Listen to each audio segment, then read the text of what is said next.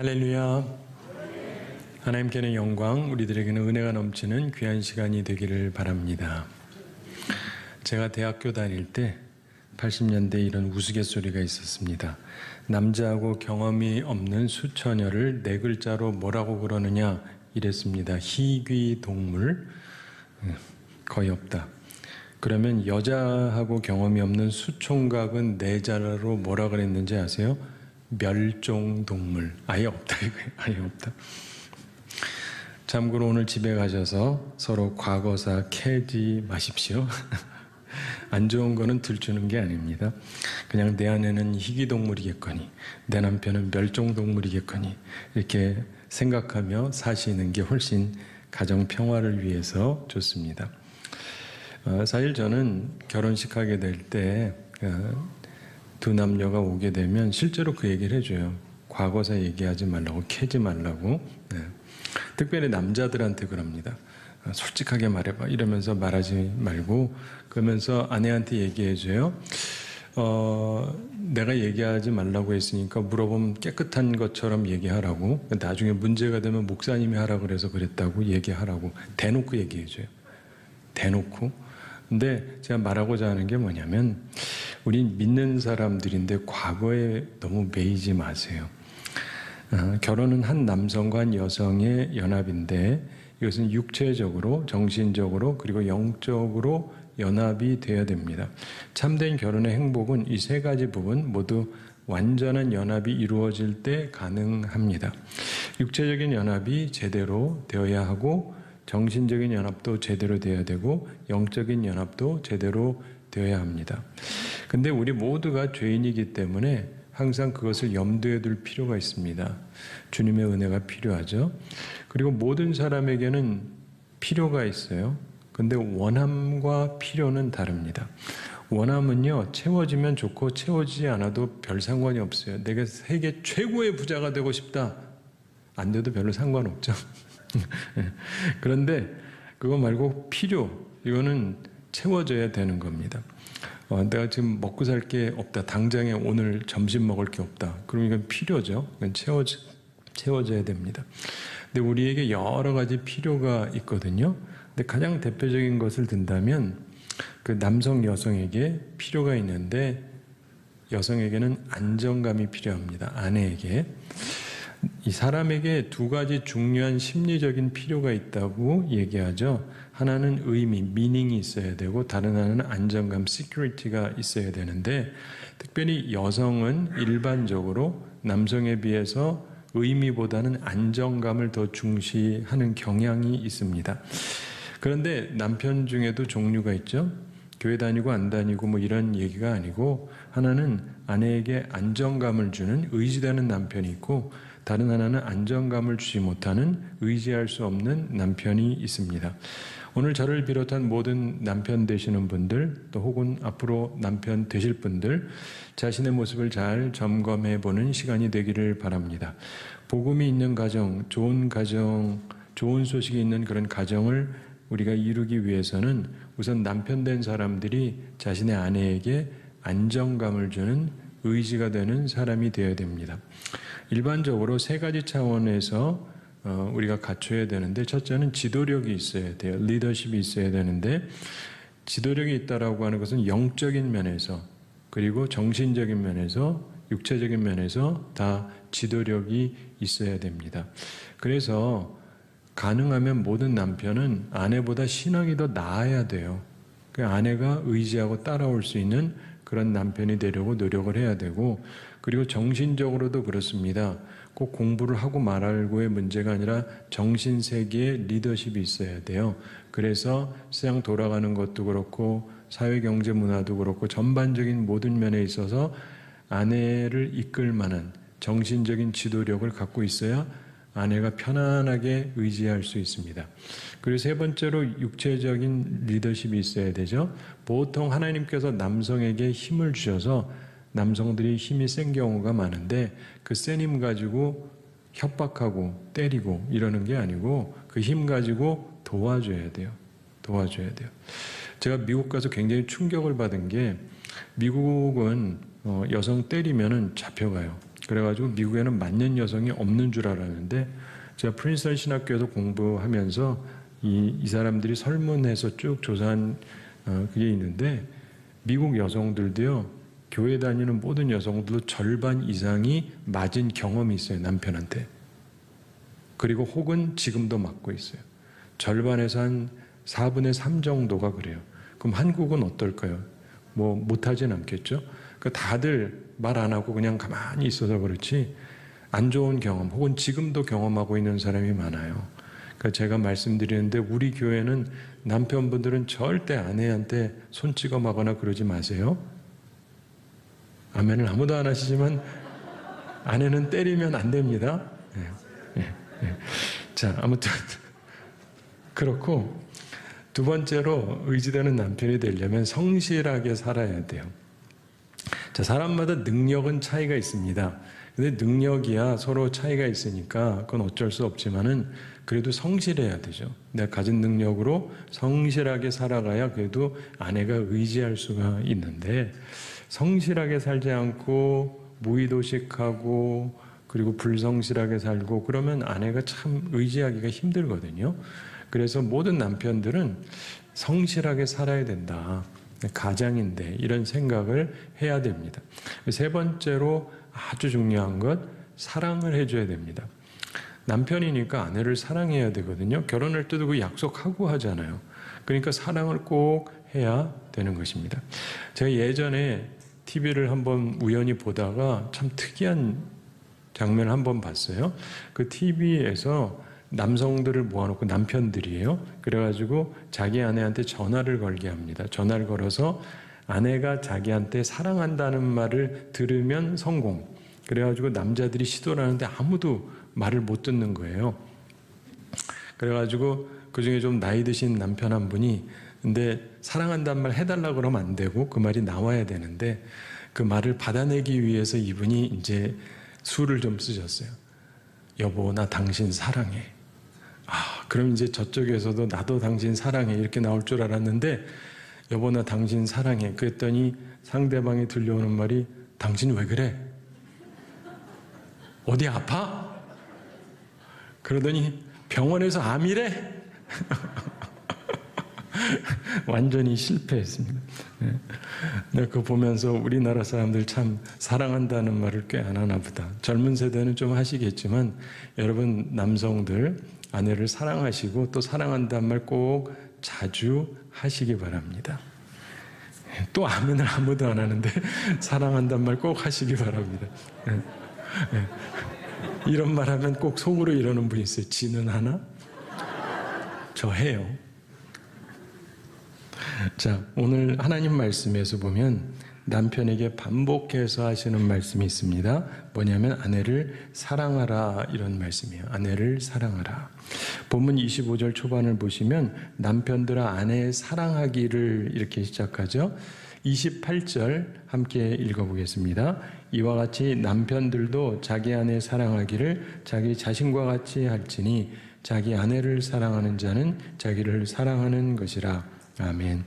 자, 계속 남편들도 자기 아내를 사랑하기를 이러면서 사랑해야 된다고 말씀하잖아요. 그러면서 33절 초반에도 그러나 너희도 각각 자기 아내 사랑하기를 자신같이 하고 이렇게 말씀합니다. 그래서 하나님께서 우리 남편들에게 말씀하시는 거예요. 아내를 사랑해라, 아내를 사랑해라, 아내를 사랑해라 반복해서 말씀하십니다. 자기 아내를 사랑하라. 오늘 설교 제목처럼 남편은 아내를 사랑해야 합니다. 자, 그러면 어떻게 하는 것이 아내를 사랑하는 것인가? 아내를 사랑하는 것은요, 첫째로 희생하는 거예요. 희생할 줄 아는 거. 본문 25절 함께 읽어보겠습니다. 남편들아 아내 사랑하기를 그리스도께서 교회를 사랑하시고 그 교회를 위하여 자신을 주심같이 하라. 아멘. 자, 예수님께서 교회를 사랑하셔서 교회를 위해서 자신을 주셨다. 예수님께서 생명까지 주셨죠. 모욕도 당하시고 고통도 당하시고 그러나 주님께서 사랑하시기 때문에 우리를 위해서 모든 것을 주셨습니다. 희생적으로 사랑하셨죠. 이 말씀을 하면서 남편이 이렇게 사랑해야 된다는 거예요. 즉 희생이 있어야 된다는 것입니다. 우리가 주님 사랑을 생각하고 주님의 십자가를 생각을 하면은 눈물을 흘리는 분들이 있죠. 근데 바로 그런 것처럼 아내가 남편을 생각할 때 그 희생이, 그 사랑이 너무나 고마워서 눈물이 나는 그런 사랑을 해야 한다는 것입니다. 근데 사실 많은 아내 되시는 분들이 남편 생각하면서 우는 건 사실이에요. 문제는 고마워서 우는 게 아니라는 거죠. 그게 문제입니다. 자, 성경적인 남성은 그 사랑의 희생으로 아내의 눈에서 감사의 눈물이 나게 해야 된다는 것입니다. 크리소스톰이 여기에 대해서 귀한 말을 이렇게 남겼습니다. 그대 남편은, 그대 아내가 교회가 그리스도를 섬기듯 그대에게 복종해야 된다고 생각을 하는가? 그렇다면 먼저 그리스도께서 교회를 돌보셨듯이 그대도 그대 아내를 돌봐 주어야 한다. 그리고 그대가 아내를 위해 목숨을 버릴 필요가 있거나 몇천 조각으로 토막이 나야 되거나 무엇이든지 참아야 되거든 그것을 거절하지 말라. 주님은 협박이나 공포나 그런 것으로가 아니라 위대한 돌보심으로 교회를 자기 발 밑에 복종케 한 것이니 그대도 그대 아내에 대하여 그렇게 하라. 사랑하는 모든 남편 여러분, 우리는 아내를 사랑해야 되는데 첫째로 희생적인 사랑을 해야 됩니다. 지금은 세상을 떠나셨는데 신상옥 감독 아시는 분 계실 거예요. 영화배우 최은희 씨, 두 분 아주 유명하죠. 오래전에 유명한 분들인데 저희 아버님 세대 분들이 굉장히 좋아하시던 분. 근데 이 신상옥 감독이 당대 최고의 여배우라고 알려졌던 이 최은희 씨하고 결혼을 했죠. 1960년대 아주 엄청나게 유명했다 그럽니다. 그러다가 1978년 이 최은희 씨가 북한 김정일의 지령으로 납치됩니다. 실제로 북한에 잡혀갔어요. 그리고 그 후에 신상옥 감독도 납치됩니다. 참고로 김정일이 예술에 굉장히 관심이 많아요. 그래서 큰 관심이 있었고 특별히 영화 쪽으로, 그래서 자기가 원하는 훌륭한 영화를 만들어야 되겠다. 그래서 남한에 있는 최고의 감독, 최고의 여배우를 납치해와라 해가지고 데리고 간 거예요. 그리고 나서 신상옥 감독이 몇 년 동안 감옥에 있다가 협조하기로 하고 그러면서 이제 영화 감독을 합니다. 그러면서 북한 내에서 나름대로 그 이름난 영화도 만들고 그러면서 큰 명예도 얻고 그러면서 이 김정일의 그 신임도 꽤 받았습니다. 그러다가 1986년 비엔나에 있는 미국 대사관으로 이 두 분이 망명을 합니다. 미국 대사관에 일단 들어가면 망명을 할 수 있으니까. 근데 그 이분이 망명하고 그 바로 다음 해에 제가 미국으로 갔습니다. 그리고 저희 아버지하고 함께 그분들을 만났는데 북한 선교하시는 분들이 이제 만난 거예요. 미국 CIA가 딱 보호하고 보통 사람하고는 최초로 만난 만남이었는데 그분들이 이제 자기 얘기를 이렇게 들려줘요. 근데 오늘 특별히 가정의 달을 맞이해서 제가 그때 들었던 얘기 중에 가정과 관련해서 기억나는 아주 특이한 에피소드가 있어서 말씀을 드리면 미군 대사관을 향해서 둘이 함께 뛰었다가 빨리 들어가야 되니까 들어가야 괜찮지 잡혀가면 큰일 나잖아요. 그런데 최은희 씨가 설명을 하는데 그래요. 그때 뛰어가는데 문 앞에서 남편이 마음이 급하니까 자기를 밀쳐버리고 먼저 들어가 버리더라고요. 그러면서 얼마나 섭섭했는지 모른다고. 그랬더니 신 감독은 고개를 푹 숙이고 듣고 있었습니다. 저를 비롯한 모든 남편은 기억을 해야 되죠. 예수님은 희생적인 사랑을 하셨습니다. 잘 생각해보면 딱 한 끗 차이에요. 살짝 밀어줄 거냐, 내가 밀치고 들어갈 거냐. 이 작은 차인데 이 작은 차가 인생의 큰 것을 결정해요. 쉽지는 않지만 우리 노력을 해야 됩니다. 희생적인 사랑을 하는 우리 모두가 되기를 바랍니다. 자, 아내를 사랑하는 것은 둘째로요, 세워주는 겁니다. 세워주는 것. 26절, 27절 한번 함께 읽어보겠습니다. 이는 곧 물로 씻어 말씀으로 깨끗하게 하사 거룩하게 하시고 자기 앞에 영광스러운 교회로 세우사 티나 주름 잡힌 것이나 이런 것들이 없이 거룩하고 흠이 없게 하려 하심이라. 아멘. 자, 특별히 27절 초반에서 자기 앞에 영광스러운 교회로 세우사 이렇게 말씀합니다. 예수님께서는 교회가 영광스러운 교회가 되도록 세워주셨습니다. 남편은 아내를 세워줘야 돼요. 깎아내리는 게 아니라 세워줘야 됩니다. 영광스럽게 세워줘야 됩니다. 그것이 사랑하는 법이라고 성경은 말씀하고 있습니다. 우리가 마태복음 1장을 살펴보면 예수님의 족보가 쭉 나옵니다. 순 남자 얘기가 나오는데 여성 이름도 나와요. 5명의 여성 이름이 나옵니다. 이분들은 은혜 받은 여인들이에요. 이들은 모두 남편으로부터 세워주는 사랑을 받았습니다. 예수님의 족보에 이 이야기가 있다는 건 굉장히 의미심장한 것이죠. 첫째로 다말이라는 여성 얘기가 나옵니다. 구약 창세기 38장에 나오죠. 이 여인은 행실에 큰 결함이 있었습니다. 자, 남편이랑 살다가 남편이 죽었어요. 그리고는 그 동생이랑 애를 낳으려다가 이게 실패하는데 하여간 그러면서 혼자 있게 되는데 시아버지를 속여가지고 자기가 창녀인 것처럼 꾸며가지고 시아버지랑 성관계를 맺습니다. 그리고는 임신을 해요. 시아버지는 모르는 상태에서. 자, 근데 나중에 그 시아버지인 유다가 그 얘기를 듣고 다말을 처형하려고 그랬습니다. 이게 과부인데 딴 남자애를 임신하고 이러기 때문에 처형해라. 그랬는데 다말이 증거를 보여주죠. 내가 이 사람 때문에 임신을 했습니다. 그리고 봤더니 그게 자기 거예요. 그걸 보면은 대부분의 남자들이 어떻게 할까요? 더 없애버리고 싶어 해요.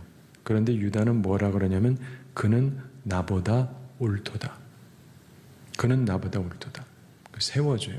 안 죽여요. 그리고는 아이를 낳도록 둡니다. 우리가 살아가면서요, 세워주는 사랑이 굉장히 중요한 것이죠. 그 다음에 라합 얘기가 나옵니다. 여호수아 2장에 라합 얘기가 나오죠. 이 여성은 출신도 행실도 다 결함이 있어요. 출생 자체가 이방인이잖아요. 그리고 이 여인이 기생이었다라고 성경이 명확하게 얘기하고 있습니다. 그러니까 행실에 결함이 있는 거죠. 근데 그걸 뻔히 알면서 이후에 살몬이라고 하는 유대 남자가 이 라합을 아내로 맞아줍니다. 세워주는 사랑을 한 거죠. 그러면서 둘 사이에서 유명한 보아스를 낳게 됩니다. 세 번째 여인이 룻입니다. 룻에 대한 이야기가 많이 나오는데 이 여인은 출신에 큰 결함이 있어요. 행실은 괜찮은 여성인데 출신이 아주 나빠요. 모압 여인이었습니다. 모압은 미움받는 민족이었거든요. 그 성경 신명기 23장 3절에 보면은 암몬 사람이라든가 모압 사람 이런 사람들은 여호와의 총회에 들어오지 못할 것이다. 그러면서 그들에게 속한 자는 10대뿐 아니라 영원히 여호와의 총회에 들어오지 못하리라. 이렇게 말씀했어요. 그 출신이 아주 안 좋아요. 게다가 결혼했었는데 남편도 죽고 과부였습니다. 근데 보아스가 이 여인을 칭찬해주고 세워줍니다. 그리고 결혼하고 애를 낳아주죠. 그러면서 그 증손자가 다윗 왕이 됩니다. 세워주는 사랑이 있었어요. 그 다음에 네 번째 여인이 우리아의 아내 밧세바입니다. 사무엘하 11장 12장에 그 이야기가 나오는데 도덕성에 큰 문제가 있습니다. 이렇든 저렇든 유부녀인데 유부남하고 관계를 맺는 거잖아요. 다윗 왕하고. 정을 통하고 임신까지 했습니다. 큰 행동에 문제가 있죠. 근데 이후에 다윗이 그 남편을 간접 살해하고 그리고 그 다음에 속전속결로 결혼을 했는데 여기서 보십시오. 대부분의 왕들은요 이런 일이 있으면 어떻게 하는지 아세요? 없애버리고 싶어 해요. 치부잖아요, 치부. 그런데 다윗이 어쨌든 이 여인을 정식으로 데리고 와서 결혼을 합니다. 세워주는 사랑을 한 거죠. 근데 하나님 보시기에 어쨌든 보기 좋지 않았기 때문에 그 아들은 죽습니다. 그러나 그 이후에 회개하니까 하나님께서 그들에게 새로운 아들을 주시죠.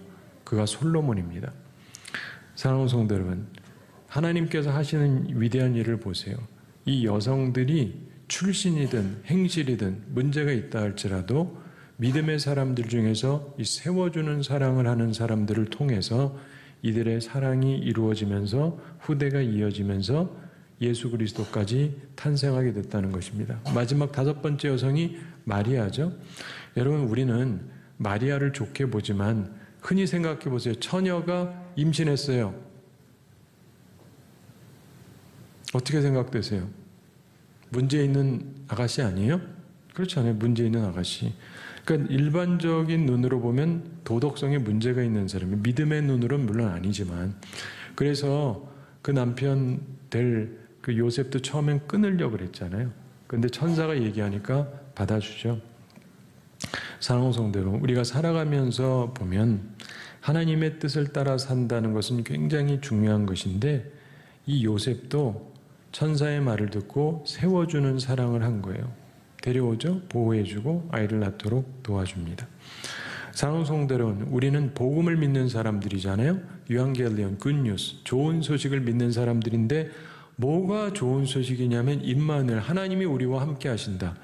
우리는 죄인이고 하나님은 거룩하신 분인데 그분이 우리와 함께하기 위해서 오셨다는 거예요. 이게 복음이죠.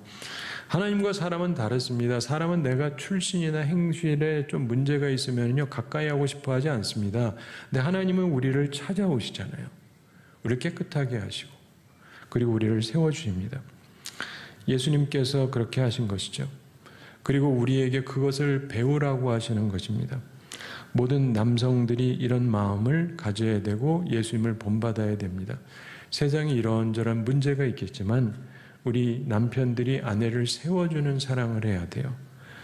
이게 쉽지는 않죠. 그러나 우리 모두 힘써야 됩니다. 자기 아내를 사랑해주는, 참으로 세워주는 사랑을 하는 모든 남편들이 다 되기를 바랍니다. 마지막 3번째로 아내를 사랑한다는 것은 부모를 떠나서 둘이 하나가 되는 것입니다. 31절 말씀 함께 읽어보겠습니다. 그러므로 사람이 부모를 떠나 그의 아내와 합하여 그 둘이 한 육체가 될지니. 아멘. 이것은 구약 창세기 2장 24절 말씀입니다. 동시에 신약 본문에서 인준하는 말씀이죠. 창세기 2장 24절에서 이렇게 말씀합니다. 이러므로 남자가 부모를 떠나 그의 아내와 합하여 둘이 한 몸을 이룰지로다. 이렇게 말씀합니다. 남편은 기억해야 됩니다. 부모를 떠나서 둘이 하나가 되는 사랑을 해야 됩니다. 그것이 성경적인 남편의 사랑입니다. 이걸 대표적으로 한 케이스가 누구죠? 예수님이에요. 예수님. 예수님이 아버지랑 같이 계셨잖아요. 천국에서. 그 좋은 곳인데 일부러 이 땅에 내려오신 거예요. 그렇죠? 그래서 교회를 세우시잖아요. 예수님은 신랑, 교회는 신부. 아버지를 떠나서 이 땅에 내려오신 거예요. 그리고 자신을 희생하시고 우리를 세워주시고 그러면서 교회와 하나가 되셔서 교회의 머리가 되신 분이죠. 사랑하는 성도 여러분, 그 쉬운 일은 아니잖아요. 아버지가 특별히 다 가졌다 떠나는 게 쉬운 일 아니잖아요. 근데 내려오셔가지고 우리와 하나가 되셨습니다. 이걸 모든 남편들은 기억하라는 거예요. 모든 남성들이 주님 말씀을 기억해서 살면 세상은 많이 좋아질 거예요. 말씀을 정리합니다. 남편은 자기 아내를 사랑해야 됩니다. 우선 희생적인 사랑을 해야 됩니다. 그리고 세워주는 사랑을 해야 됩니다. 그리고 하나가 되는 사랑을 해야 됩니다. 바로 이것이 성경이 교훈하는 남편상입니다. 바라기는 이 말씀을 듣는 모든 남편들은 이런 남편이 되기 위해서 힘쓰시기 바랍니다. 자기 아내를 사랑하는 남편이 되시기 바랍니다. 그래서 복음이 있는 가정, 좋은 소식이 있는 가정을 이루는 우리 모두가 되기를 우리 주님의 이름으로 축원합니다.